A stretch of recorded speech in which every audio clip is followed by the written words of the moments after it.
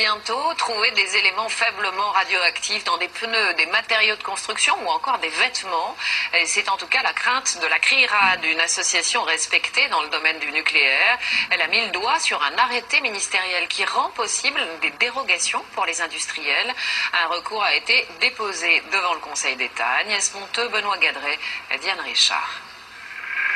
Demain, allons-nous nous balader sur un vélo radioactif en portant une laine polaire radioactive avant de promener nos bébés dans des landaux radioactifs?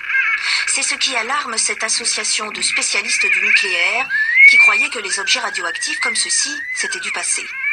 Tous ces objets du quotidien, détecteurs de fumée, réveils, manchons de camping-gaz, carreaux de cuisine ont été fabriqués avec des substances radioactives comme le montrent les mesures que l'on a faites. Des vieux objets interdits de fabrication mais qui circulent toujours. Aujourd'hui, seuls quelques-uns sont en vente, surtout sur Internet, comme ces petits porte-clés ou des objets phosphorescents fabriqués à l'étranger. Mais un récent arrêté interministériel pourrait tout remettre en cause.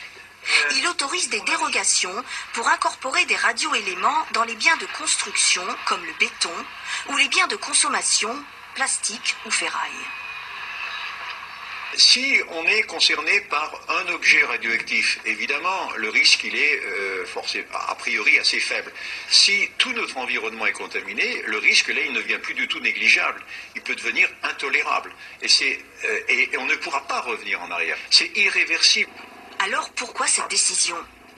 Peut-être pour recycler des millions de tonnes de déchets faiblement radioactifs issus des futurs démantèlements de nos centrales nucléaires.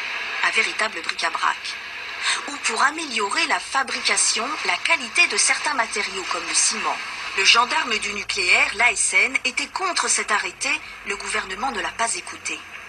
Alors nous avons émis un avis défavorable à cet arrêté, qui est un arrêté de procédure, dans la mesure où nous avons estimé qu'il s'agissait d'un facteur de banalisation du risque.